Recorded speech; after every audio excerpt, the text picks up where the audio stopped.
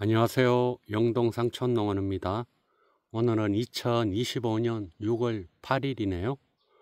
오늘 제가 말씀드릴 거는 6월 달에 사과나무한테 꼭 해야 되는 그 비료를 설명을 드리는데, 어떨 때 어떤 비료를 하면은 이제 효과가 좋은지, 그리고 조심해야 될 거, 그런 거에 대해서 좀 말씀을 드리는데, 제가 생각하기에 6월 달이 사과나무 이제 키우고 사과를 굵게 하고 꽃눈을 형성시키고 그리고 사과 품질을 올리고 그런 쪽에서 생각했을 때 6월 달이 제일 중요한 것 같아요. 비료는 6월 달까지만 잘해도 후기에는 자연 착색, 당도 그런 것만 이제 신경 쓰면 되고, 6월 달에 이제 수세가 약한 나무는 수세를 이제 올려주는 그런 비료는 저번 이제 영상에서 제가 말씀을 드렸는데, 앞에 보이는 이제 비료 종류는 칼슘하고 마그네슘하고 항산가리, 이제 세 가지에 대해서 말씀을 드릴 거예요. 이거를 6월 달에 이제 시비를 해야 되는데, 왜 시비를 해야 되는지는 알고 이제 시비를 해야 될 거 아니에요. 남들이 하니까 따라하는 그런 이제 농법을 하면은 발전이 없기 때문에, 왜 칼슘을 왜 공급해야 되고 마그네슘을 왜 공급해야 되고 가리를 왜 공급해야 되는지, 그거를 이제 알고 시비를 하면은 더 이제 도움이 될 거라고 그렇게 생각합니다. 상식을 잠깐 한 가지 비료에 대해서 말하기 전에 한 가지 말씀을 드릴게요. 사과나무 뿌리가 있고 이렇게 나무가 있잖아. 그러면은 이제 물간이라는 게 있고 채간이라는 게 있어요. 이 껍질 안에. 그러면 물간 같은 경우는 뿌리에서 수분을 갖다가 이제 나무 잎이나 과일이나 전 나무로 공급을 해주는 물간이라는 게 있고, 채간이라는 거는 이제 연면 시비를 한다든지 아니면은 잎에서 강합성 작용을 한다든지 그런 양분을 생성을 한 거를 갖다 또 각 기관으로 과일로 보내고 이제 잎으로 보내는 그런 이제 두 가지 채간과 물간이 있어요. 양분 이동 통로예요.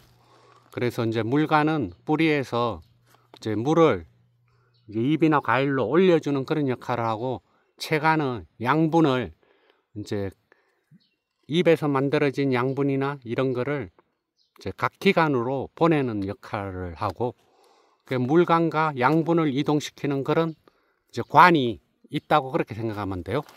이제 제일 기본적인 게, 비료를 토양에 준다든지 그랬을 경우 수분이 부족하면, 토양에 수분이 부족하면 나무 뿌리에서 그 양분을 흡수를 할 수가 없어요. 그렇기 때문에 항상 제일 중요한 게 토양에 수분이 적절하게 있는지, 그게 제일 중요해요.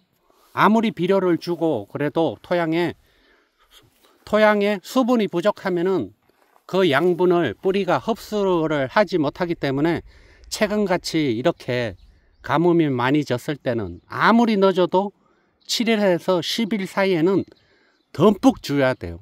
비로 따지면 한 2-30mm 오는 거 정도. 그러니까 최소한 뭐 스프링클러나 이런 걸 했을 때 3시간, 최소한 3시간은 줘야지 어느 정도 토양의 수분이 적절하다고 할 수가 있어요.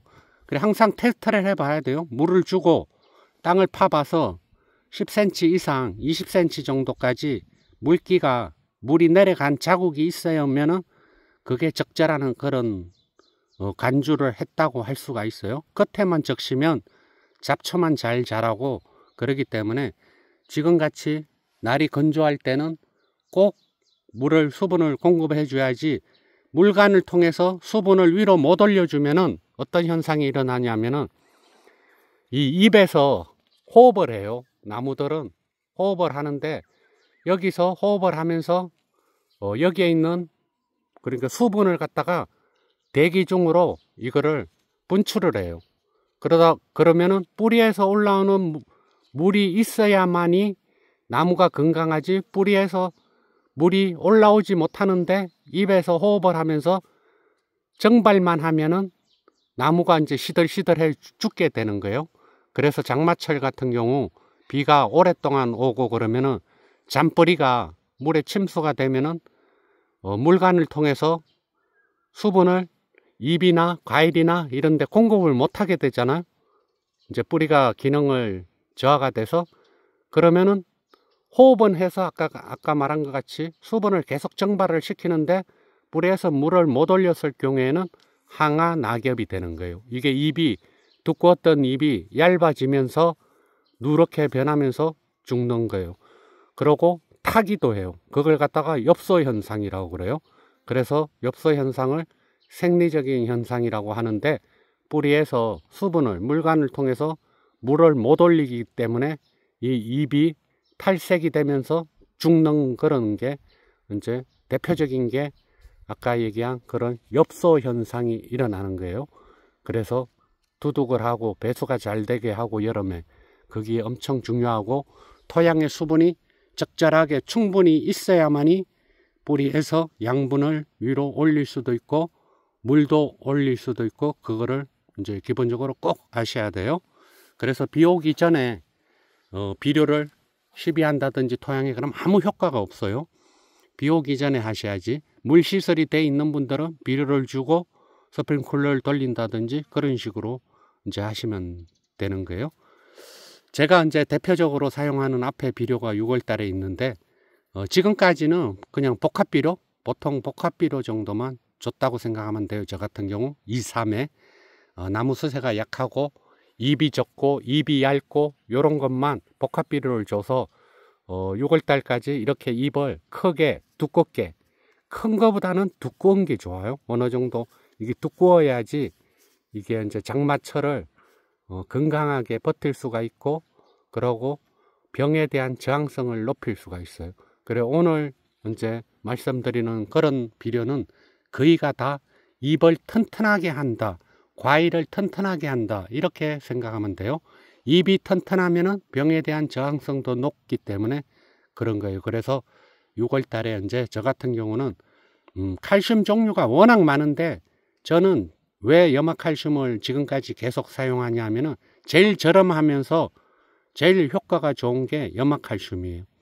그 앞에 보이는 거는 식품 첨가할 수 있는 그런 깨끗한 그런 칼슘제예요.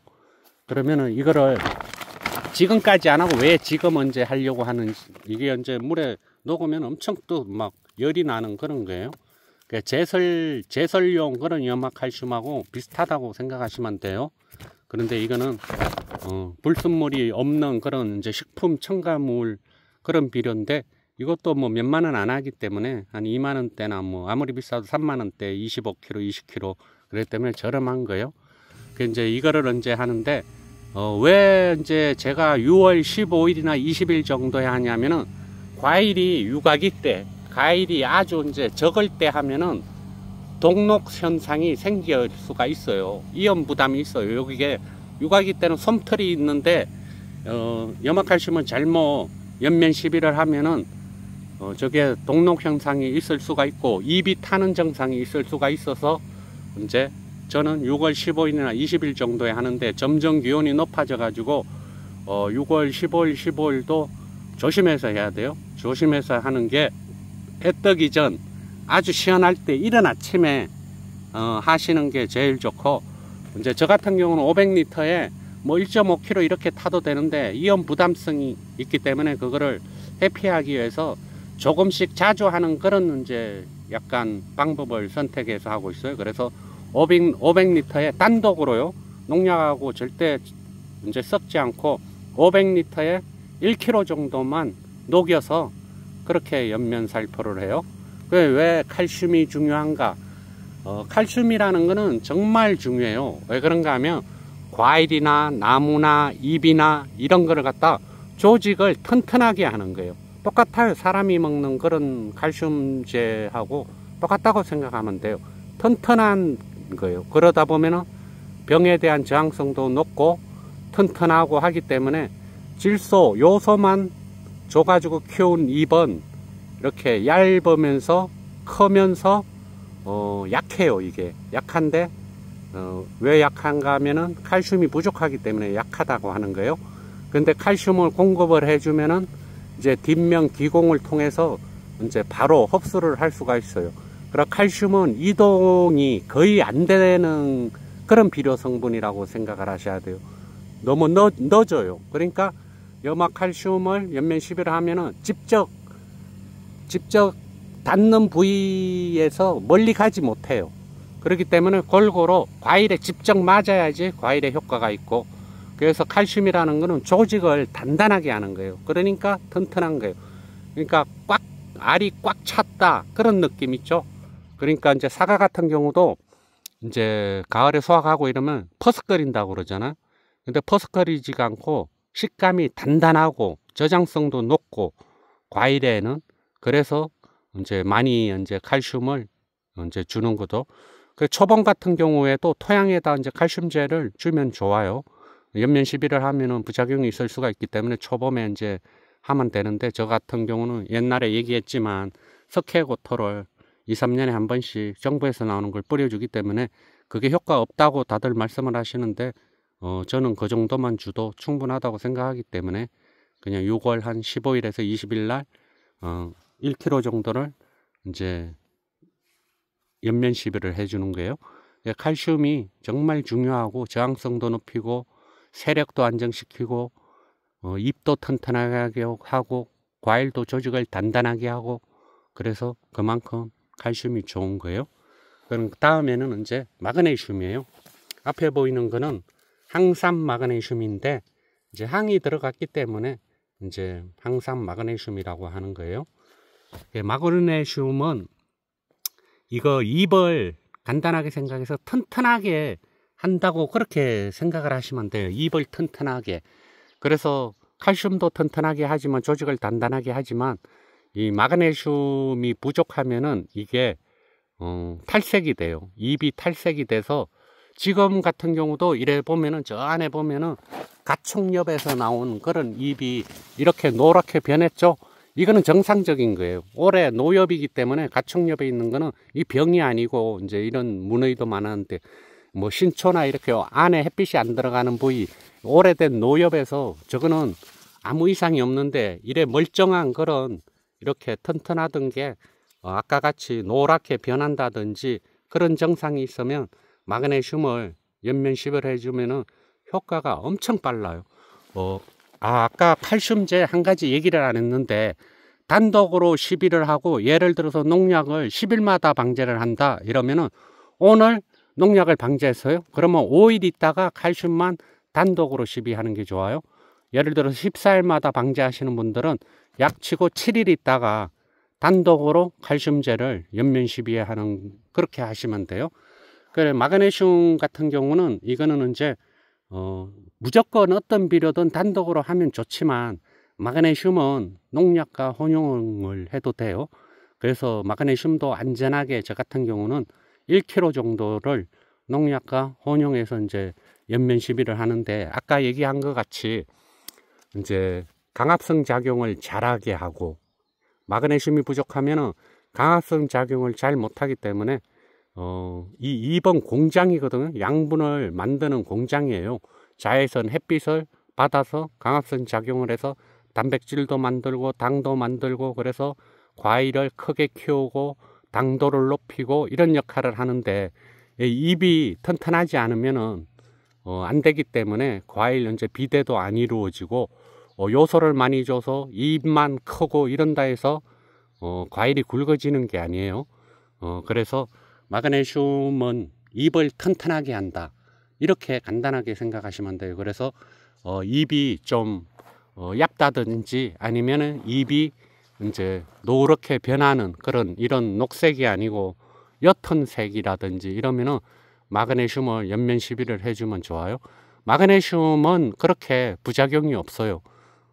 이거는 뭐 요소 같지 않아 가지고 막 세력이 센 나무를 막 세력을 아주 좋게 한다든지 그렇지는 않아요. 칼슘 같은 경우는 세력을 약간 죽이는 역할을 하는데, 마그네슘 같은 경우는 이제 세력을 약간 높이는 건데, 그렇다고 해서 요소같이 그렇게 높이는 역할을 하지 않기 때문에 잎이 이제 튼튼하지 않다든지 너무 얇다든지 이러면은 마그네슘을 이제 연면 시비를 해주면은 그래서 장마 전에 보통 많이 해요. 어느 때라도 6월 초라든지 이럴 때도 아까 얘기한 것 같이 잎이 약간 기능이 떨어진 것 같다 이런 마그네슘을 한 1kg 정도 하면 흡수율도 워낙 빠르기 때문에 하루면은 흡수가 다 돼요.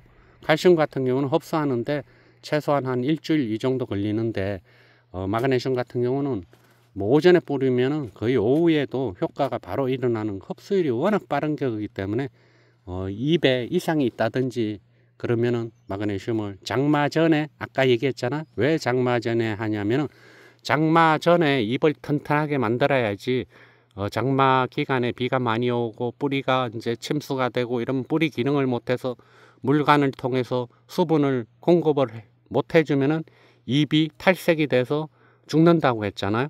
그걸 방지하는 역할을 하는 거예요. 미리 튼튼하게, 비 오기 전에 튼튼하게 만들어 놓으면은 일부 뿌리가 좀 손상을 입어도 어느 정도 그래도 수분을 올릴 거 아니에요. 그거를 이제 대체할 수 있는 그런 이제 방법이라서 마그네슘을 6월 달에 해주면 좋고요. 근데 후기에는 하면 안 돼요. 후기에 하면은 착색에 방해가 되기 때문에 이거는 6, 7월 달 넣어줘도 6, 7월 달만 마그네슘은 사용하는 게 이제 사과 품질을 높이는데 좋을 거라고 생각합니다. 이제 항상가리인데 항상가리는 이제 두 가지가 있어요. 토양에 주는 것도 있고, 앞에 보이는 거는 저번에는 이제 토양에 주는 항상가리를 보여드렸는데 지금 앞에 보이는 항상가리는 연면 12용 항상가리예요. 그래서 6월달, 저는 5월달에도 항상가리를 할 때도 있어요. 어떨 때 하냐면은 이제 과일이 많이 안 달렸다든지 나무 수세가 너무 세다든지 이랬을 때는 질소 성분을 억제할 수 있는 가리가 들어있는 항상가리를 해주면은 그래도 수세를 안정시키는 데 좀 도움이 되기 때문에 인상가리를 연면 12도 하고 토양에 항상가리를 좀 일찍 해주는 편이고, 수세가 센 나무는 좀 일찍 해주는 편이고, 항상가리를 수세가 약한 거는 최대한 나중에 한다고 그렇게 생각하시면 돼요. 항상가리를 수세 약한 데다가 하면은 더 수세가 떨어지기 때문에 그러는 거예요. 그래서 수세가 센 나무에 항상가리를 연면 12를 한다든지 인상가리를 연면 12 한다든지 이러면은 이제 질소 성분 흡수를 방해하기 때문에 가리가 어느 정도 안정을 시키면서 꽃눈, 지금이 꽃눈 분화기인데 이렇게 신초 끝이 멎으면서 도톰해지기 시작해요. 일단 멎는 게 첫 번째잖아요.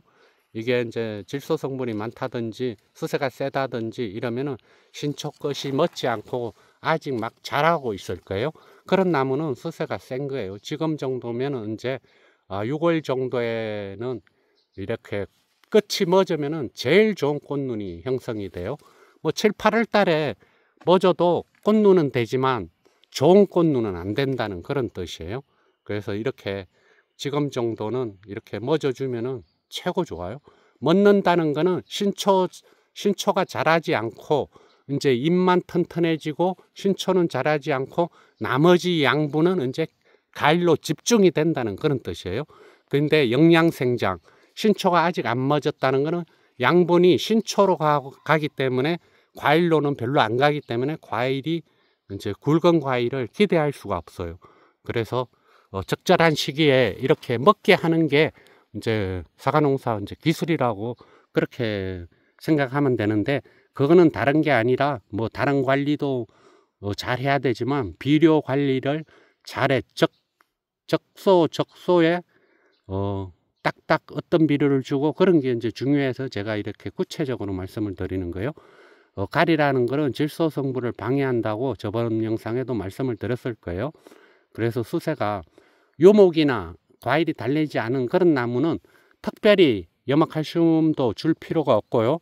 항상가리도 과일이 달리지 않은 나무, 아주 요목이나 이런 거에는 특별히 그렇게 추천을 하지 않아요. 조금 주는 건 상관없는데, 그래서 토양에 6월 정도에, 지금 정도에 이제 주면 좋아요. 비 소식이 있으면은 토양에, 그러니까 1000평의 세포, 20kg짜리 1000평의 세포 정도를 이제 주먹으로 한 2-3주먹을 주면은 1000평에 한 나무당 2-3주먹을 흩어 뿌려주면은 그게 1000평에 한 세포 정도 들어가요. 그렇게 이제 주면 되고, 앞에 보이는 거는 이제 이거는 이제 연면 12용이라고 그랬잖아요. 이거는 뭐 연면 12도 해도 되는데 수세가 약하다든지 그런 나무에는 그렇게 추천을 안 드리고, 수세가 적당하다든지 그런 나무에 추천을 드리는데, 여기에 들어간 게 이제 가리가 주 성분이잖아요. 항도 들어갔지만 가리가 주 성분이기 때문에 이 가리가 사과 비대시키는데 많은 도움이 돼요. 사과를 크게 만드는 거예요. 그러니까 이게 이제 신초가 자람 이런 거를 시키면서 과일을 굵게 만드는 그런 이제 작용을 하기 때문에 이 가리가 중요해요. 그래서 6월 정도에는 토양에 이제 신초를 먹게 하고 꽂는 분할을 시키는 그런 역할을 많이 해요. 그래서 수세가 아주 센 나무는 인상가리를 추천을 드리고, 수세가 보통이다 이러면은 항상가리를 추천하는 이유가 그런 거예요. 인상가리를 연면 시비를 한다든지 항상가리를 연면 시비를 한다든지 이러면은 수세 아까 같이 보여준 그런 꽂는 분학이기 때문에 꽂눈을 충실하게 튼튼하게 만드는 그런 역할을 하고, 항이 들어가고, 그래서 또 사과 맛을 좋게 하는 그런 역할을 해요. 그 대신에 가리라는 거는 수세를 떨어뜨리는 역할도 한다고 했잖아요.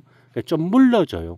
과일이 좀 물러지는 역할이 있어요. 과일이 비대해지는 것도 있지만 가리를 너무 많이 자주 하면은 이게 물러져요, 과일이. 그러니까 가리만 연속으로 계속 살포를 하면은 부작용이 일어날 수 있기 때문에 생육이 너무 저하되고, 그리고 또 이 과일이 물러지기 때문에 항상가리나 가리 종류를 토양에 시비한다든지 연면 시비했을 때는 한 번은 가리를 하고 한 번은 칼슘제, 꼭 염화칼슘을 하라는 뜻은 아니에요. 그래서 가리를 한번 토양에 준다든지 연면 시비를 했을 경우는 물른 거를 보충하고 이러기 위해서 번갈아 가면서 이제 염화칼슘하고 가리 종류를 그렇게 시비를 토양에 하면은 이제 아주 좋은 그런 품질 좋은 사과도 생산할 수 있고, 사과도 크게 만들 수가 있고, 그리고 아까 얘기한 것 같이 잎을 튼튼하게 해서 여름을 생리장애 없이 안전하게 잘 보낼 수 있는 그런 거라고 생각을 합니다. 그래서 제일 핵심은 토양에 물이 부족하면 안 되고요. 장마 전까지 토양에 물이 부족하면 안 되고, 그리고 이제 수세가 센 나무, 약한 나무를 가려서 해야 된다는 거예요. 수세가 약한 나무는 조금 늦춰서, 가리 종류를 조금 늦춰서 하는 게 좋고, 수세가 약한 나무는 차라리 NK 비료, 복합 비료를 주는 거를 이제 추천을 드려요. 마그네슘은 뭐 유목이든 성목이든 잎을 튼튼하게 만드는 거기 때문에 상관없고, 칼슘은 유목에 사과를 착화시키지 않은 수세가 센 나무, 그런 나무는 상관없는데, 아무래도 칼슘이나 항상가리나 인상가리는 신초 자람을 억제시키기 때문에 보통 수세가 있는 그런 유목들은 사용 안 해도 될 거라고 생각합니다. 그래서 제가 차분하게 좀 말씀을 드렸는데 좀 이해가 되시고 좀 도움이 되실려나 모르겠습니다.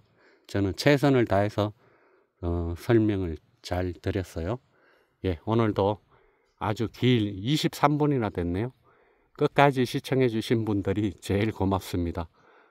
이게 이제 중간에 나오고 이러면은 잘 모르기 때문에 한번 영상을 보실 때는 한번 봐서는 이해가 안 되면 또 두 번 돌려서 보고 그러는 이제 그런 게 좋을 거라고 생각합니다. 예, 오늘도 날씨도 덥고 한데 몸 이제 생각 많이 하시고 물 자주 드시고 탈수 안 되게 그렇게 이제 일하셨으면 좋겠습니다.